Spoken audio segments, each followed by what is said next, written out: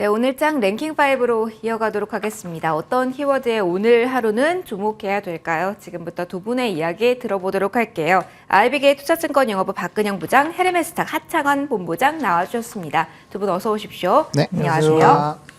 자, 오늘도 키워드 놓고 이야기를 좀 해보고 있습니다. 오후 들어서 시장 지수 자체가 좀 많이 흔들리네요. 전략에 대한 아이디어 가득 드려보도록 하겠습니다. 5위부터 열어볼게요. 실적 탓인지 하락세 어디까지일지 궁금한 2차 전지에 대한 이야기를 하면서 시장 전체 분위기에 대한 질문도 같이 좀 드려보도록 할게요. 부장에게 먼저 첫 번째 질문을 드려보도록 하겠습니다. 어떻게 보면 전체 시장에 대한 질문이 될 수도 있을 것 같은데 이게 에코프로의 실적이 금요일 날 늦게 나온 이후에 분위기가 변했기 때문이다. 이렇게 실적 탓을 할 수 있는 건지 아니면 시장 전반적으로 무슨 다른 요인이 있기 때문에 계속해서 저점을 만들어내지 못하고 있는 건지 궁금합니다. 어떻게 저희 판단하면 좋을까요? 네, 실적 탓이죠. 네, 실적이 쇼크가 나왔는데 뭐 주가 빠진 것에 대해서는 뭐 다른 이유는 없을 것 같고요. 뭐 시장에 또 수급이 워낙 없는 상태에서 잘 나와도 두드려 맞는 판에 뭐 실적이 좋게 나오지 못한 부분들이 역시 반영이 되고 있습니다. 특히 이제 4분기 정도까지도 계속 안 좋을 가능성이 있기 때문에 일단 보수적인 이야기들이 아직은 나오고 있는데 3분기, 4분기는 조금 보면 2차 전지 쪽에서 다 같이 안 좋지는 않을 것 같고 셀메이커하고 소재 업체들의 약간 실적의 차별화가 나타날 겁니다. LG에너솔루션 같은 경우는 잠정 실적이 서프라이즈로 나왔고요. 전반적인 특수한 상황에 기인한 부분들이 좀 있다는 것도 제가 설명을 드리겠습니다. LG에너솔루션 같은 경우는 서프라이즈가 나온 게 AMPC 비중이 29%까지 상승하면서 그 반영이 된 거죠. 그래서 1분기에는 AMPC가 16%, 2분기에는 24%, 이번에 3분기 추정 실적은 29%까지 반영했기 때문에 아마 세액공제액이 이번에 반영하는 구간들이 서프라이즈가 나오면서 전체 3분기 서프라이즈를 좀 이끌었다 볼 수 있습니다. 결국은 이 부분에서는 마진 지속에 대한 어떤 개선 지속은 충분히 있을 것으로 보는데요. 당분간 이제 3분기 AMPC 반영 금액 2,155억을 통해서 배터리 생산량을 유추해 보면 약 4.4기가와트시 수준인데 현재 가동 중인 얼티엄 셀즈의 1기의 연 캐파가 35기가와트시 이상을 감안한다면 향후에 이 가동률 상승에 따른 AMPC 실적 기여분은 LG에너솔루션 같은 경우는 더욱더 확대될 가능성이 높습니다. 그러니까 소위 말하자면 셀 업체들은 AMPC 반영분이 확대되면서 실적이 계속 좋을 가능성이 높다고 이야기하는 거죠. 그런데 이제 업황이 뜨거운 거 아니라는 것이 분명한 겁니다. 왜냐하면은 전체 전기차 판매량 시장 기대치를 상회하지 못한 분위기였고요. 결국은 그러니까 물량의 리스크가 여전히 있는 가운데 역시 LG에너솔루션의 2분기 실적 역시도 매출단이 지난 2분기 대비 약 6% 마이너스 감소한 것을 감안한다면 업황의 긍정적 시그널로 단순히 LG엔솔의 실적만 갖고는 말하기가 좀 어렵다는 겁니다. 여기에 따라서 실적 서프라이즈도 불구하고 메탈 관련 소재 기업들의 상황은 녹록지 않다는 게 보이는 건데요. 결국 이제 이 관련 소재 업체들은 광물을 매입한 다음에 가공해서 그다음에 일정 마진을 얹어서 판매하는 소재 기업들 비즈니스 구조 때문에 최근에 메탈 가격 급락, 탄산리튬 가격은 선물 가격이 최근에 1년간 하락률이 마이너스 72%입니다. 급락을 하고 있었죠. 여기에 따라서 역내기라든지 재고평가 손실 부분들이 결국은 발생하는 구간이기 때문에 당분간은 수익성 훼손 폭이 커질 수밖에 없죠.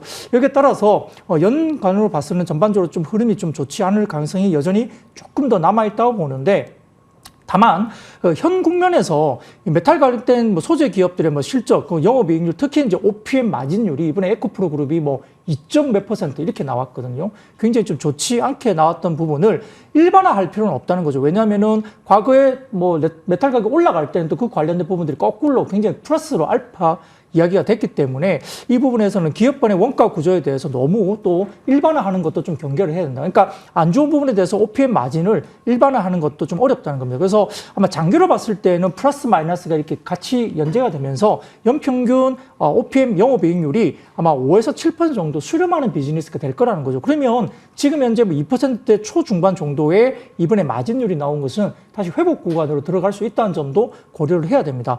다행히 이제 메탈가 하락세가 안정화되고 있고 역시나 탄산리튬 가격이 고점 대비 72% 하락한 이후에 최근에 저점 대비해서 선물 가격이 플러스 10% 정도 반등 구간에 있는 상황입니다. 여기에 따라서 3분기 실적에 대한 리뷰 그리고 4분기 추정치 하향 과정에서 어느 정도 이 하향 추세가 마무리될 국면으로 접어들 수 있다는 점도 우리가 충분히 고려해야 되기 때문에 단기 기점으로 봐서는 양극재 소재 기업들도 단기 트레이딩 구간으로 접어들 수 있다는 점도 고려를 할 필요가 있겠습니다.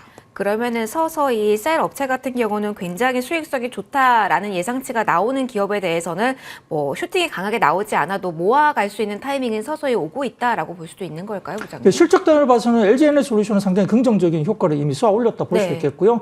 최근에 지난주에 장대 양봉을 내면서 굉장히 좀 거래가 터지면서 실적 서프라이즈가 반영이 될 가능성이 높다고 보는 거고, 소재 기업들은 오늘도 빠지고는 있지만 단기 어떤 낙폭 과대에 따른 반발 매수, 단기 트레이딩 구간은 리튬 가격의 안정세와 아까 말씀드렸던 바닥에서 10% 정도의 탄산 리튬의 어떤 상승세가 좀 더 이루어진다고 한다면 결국은 지금은 단기적으로는 조금은 양극재도 한번 저점 매수를 좀 고려해 볼 필요가 있는 구간이다 볼 수 있겠습니다. 알겠습니다. 골고루 지금 위치에 대한 이야기를 들어봤습니다. 본부장님과도 이야기 좀 나눠보도록 할게요. 2차 전지에 대해서는 항상 매일의 흐름이 궁금한데 오늘 정도면 본부장님의 시선으로는 에코브로바의 실적 쇼크는 더 이상 크게 가지 않고 이 정도에서 어느 정도 저점 매수에서 들어오면서 다져가는 구간으로 갈 건지, 아니면 이번 주에도 우리는 계속해서 오후에 수급 레버리지 관련 이슈에 있는 종목들의 흔들림 나오면서 몇 차례 좀 차가운 시선을 경험한 바 있잖아요. 그것에 대한 대비는 계속 필요한 구간이라고 봐야 되는지 궁금해요. 네, 저는 조금 더 보수적으로 보시는 게 맞지 않을까라는 생각이거든요. 일단은 그래도 시장이 어려운 그 여러 가지 지정적 리스크라든지 변수가 나오면서 사실 투심 자체가 상당히 좀 굳어 있는 상황인데도 불구하고 실적이 예상치보다는 좀 많이 안 나왔잖아요. 그래서 네. 시간에서 좀 밀리면서 마감이 돼서 이거 좀 쉽지 않겠다라는 생각이 들었지만 그래도 오늘 양봉을 어쨌든 보이고는 있거든요. 마이너스권이긴 하지만 그래서 말씀 주신 대로 어느 정도의 좀 반발 매수 심리는 나오고 있는 것 같고요. 다만 지금 이 시장 자체가 조금 어렵기 때문에 매수세가 굉장히 좀 약할 수밖에 없는 상황이잖아요. 거래대금도 예전보다는 좀 많이 줄어들어 있는 상황이고 그래서 이러한 흐름들이 지금 여러 가지 매크로적인 이런 지정학적 리스크 확전이라든지 이런 부분을 다 감안을 했을 때 지금 당장 그렇게 매수를 할 정도로 완전한 매력적인 가격인가를 한번은 좀 생각을 해보실 필요가 있지 않을까라고 보고 있고요. 물론 어느 정도 이제 여기에서 바닥을 다져준다라고 한다면 또 이제 이 상승전 일부 가격대에서의 좀 박스권 흐름들은 나타날 수가 있지만 여러 가지 부분에서 P단에서도 어느 정도 하락 안정화되고 이게 주가에 반영이 되긴 했지만 이게 또 좋아지는지 이런 것들 좀 확인을 해야 되기 때문에 현재 시점에서는 너무 급하게 보실 필요는 없다라고 보고 있고 그렇게 말씀드린 이유가 일단 장비단은 실질적으로 수주를 받으면서 실적이 상승이 나올 수 있는 지금 외형 좀 확장이 되는 국면이라고 저는 생각을 하고 있는데 그럼에도 불구하고 지금 그런 장비 자동화 쪽 관련된 기업들도 최근에 좀 같이 꼬꾸라지고 있는 상황이거든요. 그래서 그런 부분을 본다라고 한다면 아직은 조금만 더 이제 좀 차분하게 보실 필요가 있지 않을까라는 생각을 조금 더 첨언을 드리도록 하겠습니다. 그러면은 어디 2차 전지 어떻게 해가지고 ETF가 나온다, 출시된다 이런 이야기들 많이 나오고 포스코 계열사 묶은 국내 첫 ETF도 내일 입성을 한다고 하는데 이런 수급적인 단기적인 모멘텀에 대한 탄력성에 대한 기대도 조금은 낮춰야 되는 그런 타이밍일까요? 아무래도 ETF가 나온 거에 대해서는 좀 기대감이 있겠지만 일단 불법 공매도라든지 이런 이슈도 네. 좀 있고 거기서 만약에 또 뭔가 또 수급이 들어올 수 있는 요인이 있다면 당연히 ETF 쪽으로 좀 수급이 쏠리겠죠. 근데 지금 전반적으로 증시 자체가 지수가 눌리고 있고 이런 전쟁에 따른 또 물가 부담들 이런 얘기들이 나오고 있기 때문에 일단 대금 자체가 작다라는 거에 좀 포커스를 두실 필요가 있지 않을까라고 보고 있고 소나기가 내리고 있을 때 굳이 살 필요 없잖아요. 조금 지난 다음에 바닥이 다져질 때 사도 충분히 늦지 않다라고 생각을 하고 있어서 너무 급하게만 의사결정을 안 하셨으면 좋겠다라는 그런 관점입니다. 지금은 처마 밑으로 피시를 좀 해보자라는 이야기였습니다. 여러 가지 시각이 나올 수 있는 2차 전지에 대해서 한 재료 놓고 여러 가지 갈래 뻗어서 이야기 진행해봤습니다. 다음으로 넘어갈게요. 자, 여기도 궁금합니다. 반도체 이야기를 해보도록 하겠습니다.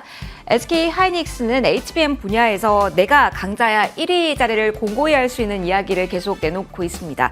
반면에 삼성전자 같은 경우는 경쟁자 TSMC의 행보에도 불구하고 이렇다 할 메리트를 보여주질 못하고 있는 상황인데요.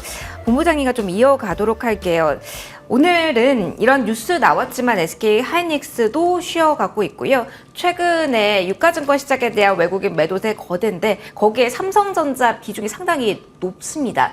사실 탑2에 대한 매력도가 높다라는 게 우리나라 증시에 대한 매력도가 높다라는 것도 외국인의 시선에서는 파악이 되기 때문에 궁금해요. 지금 뉴스에 따른 두 종목의 향방을 어떻게 저희는 이해해야 되나요?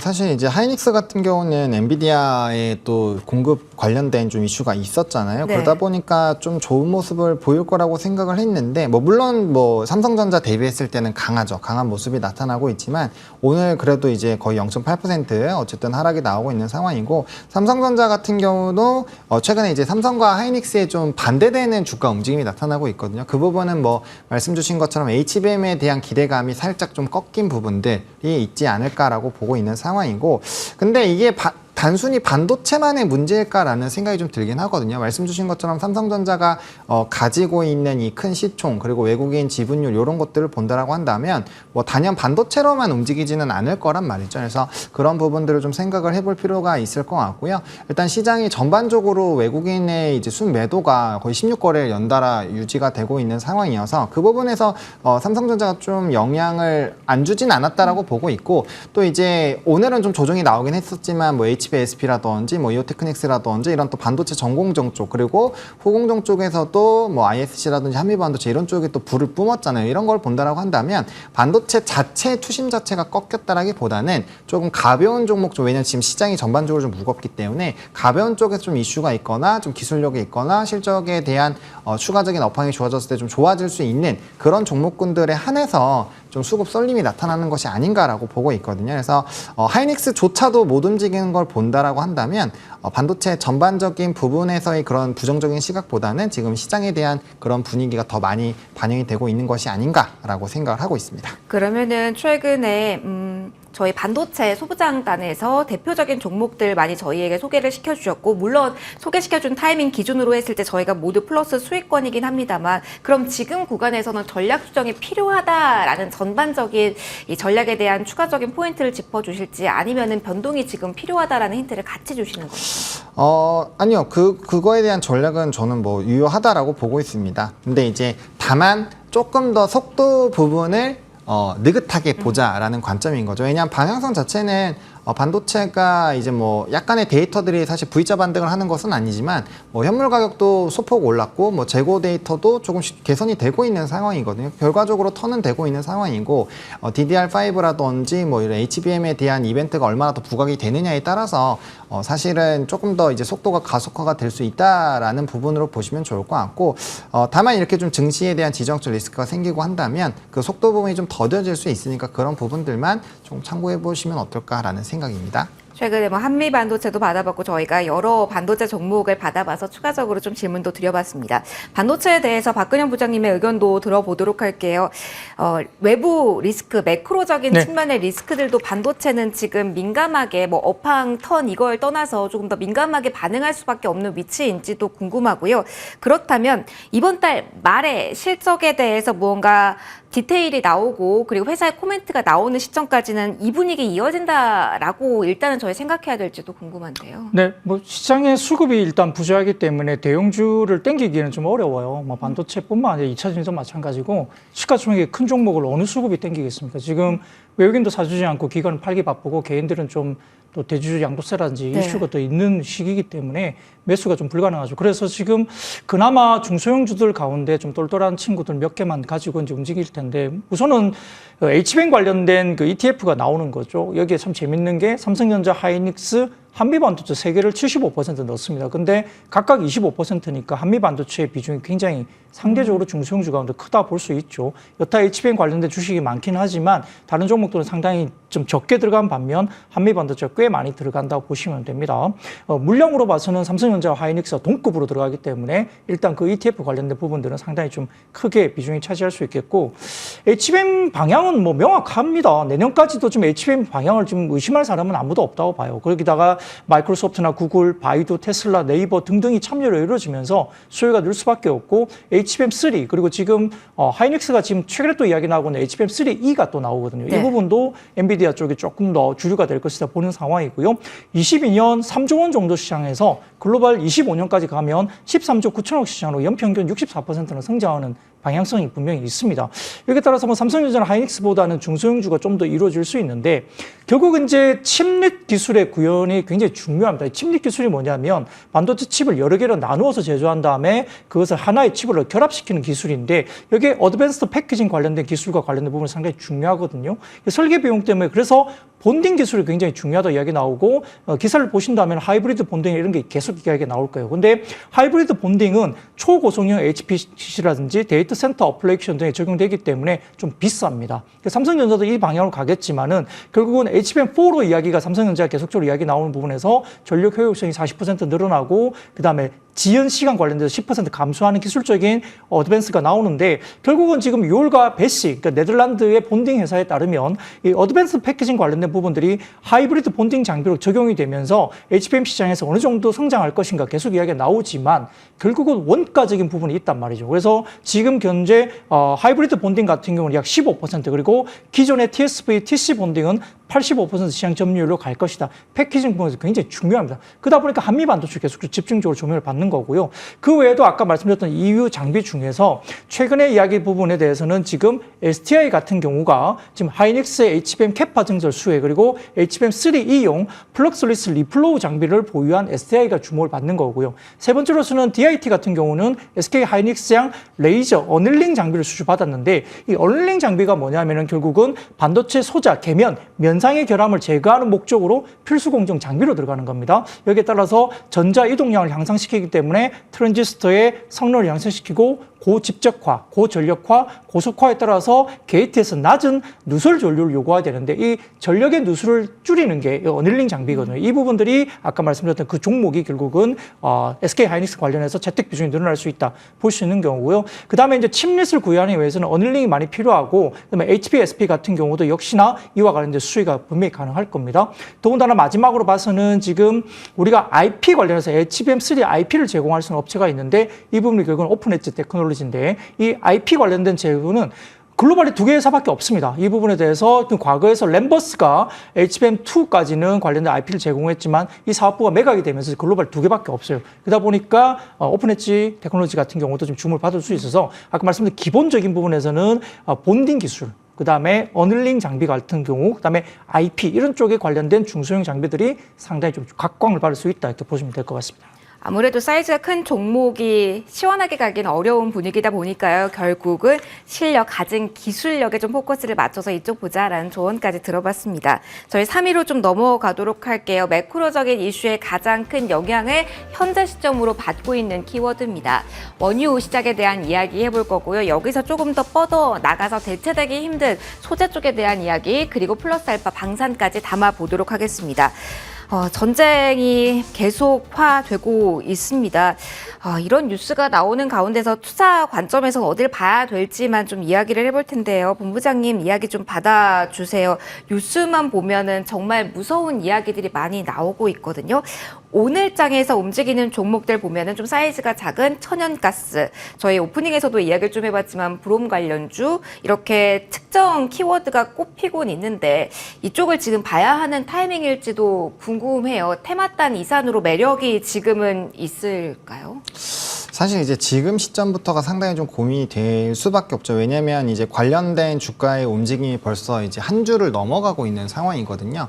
물론 이제 지정학적 리스크가 보다 더 확대가 된다라고 한다면 뭐 단연 해당 종목군들이 또 움직이게 될 겁니다. 근데 좀 중요한 부분이 지금 천연가스 같은 경우는 유럽의 이제 그 주요 또 지표로 보고 있는 TTF라는 또 천연가스 지표가 있는데 그거는 이제 선물 가격 급등이 나오긴 했습니다만 뭐 유가도 조금 오르긴 했지만 이전에 사실 이제 우리 추석 연휴 기간에 올라갔었던 그 상승분도 아직 다 못 가고 있는 상황이거든요. 물론 이게 확전이 된다라고 한다면 공급망 이슈가 발생이 되면서 또 유가가 또 급등이 나오겠지만 이게 사실은 이런 선물 가격이나 이런 것들을 지금 추적을 잘 못하고 있는 상황입니다. 그래서 아마 좀 단기적으로 이제는 좀 보실 필요는 있지 않을까라고 보고 있고요. 대신에 이제 변수 같은 경우는 더 확대가 돼서 만약에 이게 좀 확장이 된다라고 한다면 이야기가 달라지겠지만 현재 상황에서 만약에 좀 줄어든다라고 한다면 지금부터는 좀 차익에 대한 부분들을 좀 고민해 보실 필요가 있지 않을까라는 생각이고요. 그리고 이제 러시아 우크라이나 관련된 이슈가 발생을 했을 때도 뭐 곡물이라든지 뭐 유가, 천연가스, 방산 이런 쪽이 다 움직이고 있는데 방산 쪽도 좀 작은 종목군들을 보시거나 아니면 뭐 이스라엘의 그 방산에 대한 이런 공급 이력이 있는 쪽들로 보셔야 된다라고 봅니다. 물론 장기적인 관점으로 본다면 방산주 충분히 매력적으로 볼 수 있지만 방산주들이 수주에 대한 기대감이 높음에도 불구하고 이게 이제 추가적인 주가 탄력도가 떨어졌었던 이유가 폴란드 부분에서 1차 수주를 받을 때 수출입은행에서 돈을 많이 이제 좀 출자를 해서 진행을 했었거든요. 지금 한도 남은 게 이제 맥시멈으로 끌고 가도 한 6조 정도가 남아 있는데 2차에 대한 계약분이 1차보다 훨씬 더 크잖아요. 그러니까 지금 현행상 법이 바뀌지 않으면 추가적으로 한도를 할 수 없는 상황이고, 또 변수 같은 경우는 민간에서 만약에 자금 조달을 한다라고 한다면 그 부분에서 개선이 나오겠지만 단순히 수출입은행에서의 보증을 받고 진행을 하는 부분에서는 사실 지금 답이 안 나오거든요. 그래서 그런 관점에서 봤을 때는 좀 묵직한 기업보다는 뭐 빅텍, 스페코 이런 이제 가볍고 지정적 리스크가 있을 때마다 좀 급등이 나오거나, 휴니드 같은 경우는 이스라엘 쪽 방산업체에 뭐 납품 이력이 있다라는 부분으로 지금 특징적인 흐름들이 나타나고 있고, 그래서 각 섹터마다 그 테마주 안에서도 각 분야마다 조금씩은 관점을 좀 달라서 해보실 필요가 있지 않을까 해서 좀 정리를 드리면, 방산주는 조금 더 소형주 쪽에서 공급 이력이 있다거나 아니면 지정적 리스크가 있을 때마다 움직이는 쪽을 지금도 보시는 게 좋고요. 사료곡물 쪽 같은 경우는 지금 이제 러시아가 우크라이나 곡물 창고를 같이 공격한 부분들이 더 부각이 되면서 이제 움직임이 나타났는데, 선물 가격에서는 아직 큰 변동은 그렇게까지 뭐 있다라고 보기는 어렵기 때문에 단기적인 흐름으로 갈 확률이 크고요. 이제 천연가스 같은 경우는 이제 TTF가 계속적으로 움직여줘야 된다라는 점, 그리고 가스전에 대한 이런 좀 공급 이슈가 좀 있긴 있었거든요. 근데 그 이슈는 이미 좀 선반영되어 있다라고 보시면 좋을 것 같고, 유가 같은 경우도 배럴당 90달러를 강력하게 좀 돌파를 하면서 이제 100달러 임박하는 이슈들이 없다라고 한다면 유통 공급업체들이 좀 많이 움직이고 있거든요. 조금 쪽이. 근데 그게 사실상 뭐 실질적으로 큰 수혜를 실적적으로 펀더멘탈상으로 받는다라고 보기는 어렵기 때문에 이쪽도 좀 단기적으로 이제 보셔야 되는 상황이 되지 않았나라는 상황입니다. 변수는 확전이냐, 더 커지느냐에 따라서 좀 다를 수 있다. 그러면은 이것만 짤게요. 그럼에도 지금 말씀해 주신 이 키워드를 아는 종목에 대해서 포트의 비중 확보는 괜찮다라는 의견이신 걸까요? 저는 만약에 하신다고 한다면 뭐 금이나 이런 좀 이제 안전자산 쪽으로 좀 영향이 있는 그런 쪽으로 보시는 게 좀 더 낫지 않을까 싶거든요. 왜냐하면 금은 뭐 금 관련주도 이제 뭐 광구를 갖고 있는 이런 부분으로 좀 움직이긴 하지만 금 선물 가격은 같이 상승이 나오고 있거든요. 그래서 오히려 그렇게 연동이 좀 되는 쪽으로의 관심을 가지시는 게 더 낫지 않을까라는 생각입니다. 알겠습니다. 좀 넓은 범위로 퍼져 있어서 방산까지 더불어 좀 답변을 받아봤습니다. 다음 키워드로 좀 넘어가 볼게요. 여기에서도 산업재에 대한 이야기를 살짝 해볼 수 있을 것 같은데요. 2위 전선주에 대한 이야기 풀어가 볼 거고요. 이 이야기 부장님과 진행해 보도록 하겠습니다. 사실 수주 이야기 나오면서 LS그룹 전반에 대한 관심이 좀 높아진 것 같습니다. 부장님, 지금 특정 이슈에 따라서 LS그룹이 움직인다라는 시각으로 전선주의 흐름을 봐야 될지, 아니면 전선 붙은 종목들의 흐름까지 같이 봐서 이쪽의 쓰임새가 커진다, 여기에 대해 포커스를 맞추고 봐야 될지, 메리트 어느 정도인지 분석 부탁드려요. 네, 뭐 상반기 전선주는 또 변압기하고 떼내기가 좀 어려울 정도로 같이 움직였어요. 그런데 이제 8월 숫자를 보고 있으면 수출 지표가 조금 약간 변동성이 커지는 모습을 보였는데, 근데 8월 지표만 갖고 꺾였다 보기엔 좀 어려운 것이 8월은 좀 휴가도 많았고, 그래서 영업일수가 상당히 좀 적었기 때문에 뭐 변압기든 전선에서 이쪽이 좀 쉬어가는 모습을 보였습니다. 매출 성장률로 본다면 상반기 대비 하반기가 성장률 곡선이 조금 완만해질 가능성은 있습니다만 전방산업이 여전히 좀 견조하고요. 그 다음에 고점 대비해서 뭐 변압기든 전선주든 일정 부분 또 조정을 좀 받은 상태였기 때문에 크게 문제될 건 없다 보입니다. 특히 이제 변압기나 전선기기 대부분 다 보면 북미 시장에서의 어떤 업황에서 굉장히 좀 비주거용 쪽에 인프라 투자가 여전히 활황하고 있고요. 그다음에 주택 건설 부분들이 상당히 계속 빠지다가 마이너스 부분들이 주택 건설 부분들도 미국 쪽에서 북미 쪽에서 마이너스도 좀 줄어들고 있는 모습이 최근에 다시 지표들이 나옵니다. 그러면 기존의 비주거용 쪽의 전압 변성 이런 부분들이 상당히 좀 좋게 가고 있는 전방 산업이 꺾어지지 않는 분위기에서 주거용 쪽도 마이너스 권역이 좀 역시나 줄어들고 있다는 점은 상당히 고무적이겠죠. 거기다가 좀 북미 쪽에 여러 가지 부분들이 좀 이어지면서 전압기나 뭐 건설기계 뭐 이런 변압기 쪽이 대부분 다 보면 중국 인프라 쪽이 굉장히 좀 치우쳐져 있던 매출 구조가 지금 상당히 좀 중국을 탈피해서 전반적으로 유럽이나 북미 쪽 그리고 중동 지역이라든지 자원개발국 쪽에 상당히 좀 중요한 이슈가 되고 있는데요. 특히 이제 지금 건설기계나 이런 쪽도 보시면은 지금 호주 쪽에 관련된 스포디움 관련된 수출량이라든지 인도 쪽에 관련된 여러 가지 뭐 리튬 관련된 원자재 관련된 부분이라든지 이런 것들이 결국은 구리라든지 이런 것들이 지금 굉장히 지금 수출 지표가 굉장히 계속 우상향되면서 이 부분에 대한 건설기계 지표가 계속 올라오거든요. 수입액도. 그리고 북미 쪽에도 지금 건설기계 쪽의 수입액이 상당히 가파르게 올라가고 있는데 수입액 증가율의 1위가 한국 쪽에 있는 건설기계를 수입하는 것이 1위로 나타나고 있고요. 일본 쪽이 조금 주춤하고 있습니다만 고개를 살짝 들고 있고 유럽 쪽에서 쪽에서 많이 들어오고 특히 독일 쪽에서 미국 쪽으로 수출이 많이 된다고 합니다. 그러니까 건설기계, 변압기 뭐 이런 건설기계 쪽, 전선 이런 쪽은 대부분 다 한때 묶어서 전방산업이 비슷하게 움직이는 쪽인데 8월까지의 흐름들이 굉장히 조금은 월간 단위로 주춤했다는 부분들 때문에 조정은 받고 있지만 아직까지는 전방산업의 부분들은 나쁘지 않다는 거고요. 그리고 좀 글로벌 피어 그룹들의 뭐 PER 경우가 지금 15배, 20배 정도 받고 있어요. 근데 지금 국내 같은 경우는 일정 부분 종목들이 10배 이하로 떨어진 종목도 있고 조금 많이 오른 종목들이 한 13배 뭐 이 정도가 올라와 있거든요. 그래서 아직까지는 밸류에이션 매력도도 글로벌 피어 대비로서는 좀 싸게 느껴진다는 부분입니다. 그래서 이런 부분들 봤을 때 건설기계, 변압기, 전선 부분들은 아직까지는 전방성이 좀 살아있고 아직까지 북미 쪽이라든지 그다음에 유럽 쪽 그리고 우리가 말했던 자원개발국, 호주라든지 인도 쪽에서의 흐름들이 좋기 때문에 숫자적인 측면에서는 뭐 정고점을 바로 돌파한다 보기는 좀 어려워도 낙폭 과대 이후에 리바운딩이 충분히 나올 수 있는 구간 정도로도 설정할 수 있겠습니다. 그러면은 지금 최근의 흐름이 가장 좋은 LS 전선 아시아를 대장주격 종목으로 저희가 삼고 바로미터를 봐야 되나요? 아니면 조금 더 묵직한 종목을 봐야 될까요? LS 그룹 자체적으로도 상당히 지금 수직 계열화돼 있죠. 네. LS 그룹에서 뭐 전력기기라든지 이런 것들 대부분 다 굉장히 수직 계열화되어 있기 때문에 LS 그룹도 지난번에 포스코 그룹 다음으로 굉장히 주목을 받았던 그룹이 LS 그룹이거든요. 이것도 좀 같이 보셔야 되고요. 건설기계는 우리가 잘 알고 있는 인프라코어나 뭐 두산 밥켓이라든지 이런 쪽도 대부분 다 굉장히 좀 현대 건설기계까지도 좋기 때문에 전체적으로 좀 같이 보셔야 되고 변압기 쪽, 재룡전기, 소형 변압기도 수주지표 괜찮다는 점도 주목할 필요가 있겠습니다. 알겠습니다. 추가적인 이야기가 들어봤고요. 이제 1위로 넘어가도록 하겠습니다. 슈퍼사이클 이야기가 나와서 반짝반짝 빛나다가 최근에는 좀 한 달 동안 많이 소외를 받았어요. 두 자릿대 하락세를 좀 기록한 종목들도 많고요. 1위 조선주에 대한 이야기 3분기 다시 한번 기대 가져도 될지 이야기를 해보도록 할게요. 본부장님 이야기 좀 받아보도록 하겠습니다. 한 달 동안은 많이 부진했는데요. 오늘 조선주가 지수 대비 선전합니다. 이게 유가에 연동을 해서 같이 움직이는 격이라고 봐야 될지 아니면 수주 아니면 당장 나온 실적 기대가 어느 쪽으로 보냐에 따라 전략이 좀 달라질 것 같아요. 기준 좀 잡아주세요. 일단은 시장에서는 실적과 이제 수주에 좀 많이 주목을 하고 있는 것 같습니다. 왜냐하면 지난주에 좀 조선주들의 하루 상승과 하루 급락이 좀 같이 네. 번갈아서 나왔는데 그때는 이제 수주를 잘 받는다는 내용으로 일단 주가가 한번 올랐었고요. 또 이제 3분기 실적이 예상치보다 좀 못 나올 거다라는 기사가 나오면서 또 한번 빠졌거든요. 근데 이제 전방위적으로 뭐 삼성중공업도 그렇고 지금 리포트나 뭐 이런 뉴스가 또 이제 실적에 대한 긍정론들이 나오다 보니까 거기에서의 좀 반등 기조가 나타나는 것 같고요. 근데 이제 장기적인 뷰로 본다면 조선주는 뭐 계속적인 관심이 필요한 상황이지 않을까라는 생각입니다. 일단은 뭐 신조선가 계속적으로 상승 기조를 유지를 하고 있는 상황이고요.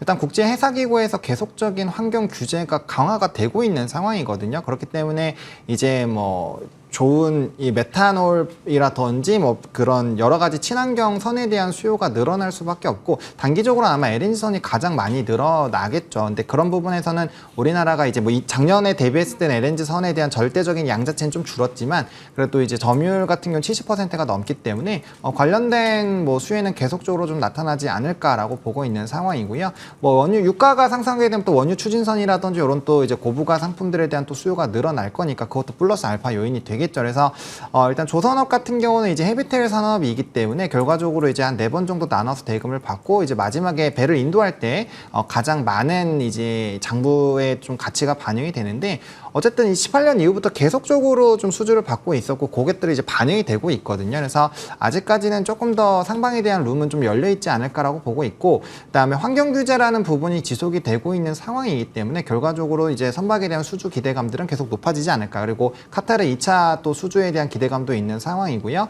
물론 이제 조선업도 단점은 있죠. 일단 인력에 대한 부분들, 또 파업에 대한 부분들, 또 후판 가격에 대한 상승 이런 여러 가지 부분들은 있지만 그럼에도 불구하고 업황에 대한 턴 기조를 본다라고 한다면 뭐 충분히 단점보다는 장점이 더 많은 산업이다라고 보고 있고요. 뭐 관련된 이제 인건이나 이런 부분은 기업이나 정부에서 열심히 노력을 하고 있는 상황이고 후판 같은 경우는 뭐 지금 원자재 가격상 사실상 크게 뭐 작년처럼 몇 번의 차례를 올리기는 쉽지 않기 때문에 그런 영향력들을 좀 제거를 하다 보면 오히려 이제 긍정적인 부분에 조금 더 포커스를 잡을 수 있는 그런 상황이지 않을까라고 보고 있습니다. 분위기 자체는 호재를 받아들일 수 있는 그 자리는 만들어졌다라는 의견이었어요. 부장님의 의견도 들어보도록 하겠습니다. 조금 먼 시각 말고 가까운 시일까지 딱 놓고 봤을 때, 그러니까 3분기 실적 오픈되는 시점까지 지금부터 본다고 한다면 가장 매력적인 포인트를 어떻게 정리할 수 있을지 궁금합니다. 좀 간략하게 들어야 될 것 같긴 한데 이야기 좀 들어볼게요. 네, 뭐 3분기 지금 조선사 크게 이제 빅5 정도 합상 실적을 보면 매출액 같은 경우는 지금 시장 컨센 대비 한 2% 정도 빠질 걸로 보이는데요. 지금 영업이익단에 좀 문제가 있을 것 같아요. 영업이익단이 탑5 조선 5개에서 합산 실적을 보면 지금 합산 영업이익이 한 1,650억대 정도로 추정이 됩니다. 근데 시장 컨센서스가 4,520억대 이었으로 이야기되기 때문에 아마 영업이익단은 아마 시장 컨센 대비 63% 하회하는 실적이 나올 거예요. 그러니까 매출단은 좀 덜 빠지지만 영업이익단은 일단 쇼크로 나올 가능성이 있습니다. 그 이유는 삼성중공업과 하나오션 같은 경우는 매출액이 기대를 소폭 하회할 정도이지만 영업이익단이 크게 하회하는데, 특히 삼성중공업 같은 경우는 임단력 관련된 타결금이라든지 하나오션은 피인수 이후의 조정 과정 등에 따른 비용이 또 들어간다고 볼 수 있습니다. 그리고 이제 조선 3사 같은 경우가 특히 이제 성과 인상분 믹스가 아직까지는 좀 더디게 반영되고 있다는 점도 이번에 3분기 실적의 관건을 볼 수 있겠죠. 그래서 실적이 쇼크로 나올 거로 보고 있으니까, 물론 이제 유가가 올라가면 여러 가지 부분에서는 뭐 우리가 조선주라든지 조선기자재, 피팅업체 대부분 다 이제 유가 상승에 따른 기대감 때문에 주가가 오르기도 하지만 실적 등에 대한 지금 이슈가 있기 때문에 3분기 실적을 좀 경계할 수밖에 없는 상황입니다. 다만 단기적으로 지금 하나오션 같은 경우는 좀 비싸게 거래가 됐는데 유상증자에 따른 주가 희석 영향이 어느 정도 반영된 시점으로 볼 수 있는 상황이고요. 증자가 마무리되면은 아마 연말쯤에는 어느 정도 하나오션의 기회가 올 수 있을 것 같고, 특히 이제 조선주 같은 경우는 지금 유가 흐름들이 좀 더 상방으로 약간 더 올라가는 분위기고, 그다음에 LNG 관련된 카타르 운반선 2차 계약 규모가 조금 확대될 수 있다는 이야기가 좀 나옵니다. 여기에 따른 이야기가 긍정적으로 좀 작용할 수 있기 때문에 결국은 업황 회복 구간이 올 수 있겠고, 내년도 같은 경우는 올해 대비해서는 실적이 좀 더 올라가는 부분으로 갈 수밖에 없습니다. 여기에 따라서 특히 이제 고부가 가치 관련된 LNG선 관련해서는 중국 대비로도 절대적인 수주 금액을 갖고 있기 때문에 아마 말씀드렸던 현재 성과 인상분 믹스가 4분기 내년으로 넘어가면서 본격 반영이 된다는 구간에서는 이번에 3분기 실적 쇼크를 좀 기반으로 조금 근데 발표가 대부분 3분기 실적이 어디죠? 11월 중순에 이렇게 나와요. 그러면은 그 정도까지는 좀 기다려 주셔야 될 것 같고요. 단기적인 유가 상승에 따른 주가 반등은 조금 기본적으로 기술적인 반등으로 보시고, 여기에 따른 3분기 실적 발표 시점을 아마 저점을 좀 놓고 보시는 게 좋지 않을까 싶습니다. 살짝만 기다려보자. 어떤 이야기를 들어봐야 되는지 포인트들 잘 정리 받아봤습니다. 여기서 오늘 마무리 짓도록 하겠습니다. 지금까지 IBK 투자증권영업부 박근영 부장, 헤르미스타 하창한 본부장 두 분과 함께했습니다. 두 분 모두 소중한 말씀 고맙습니다. 감사합니다.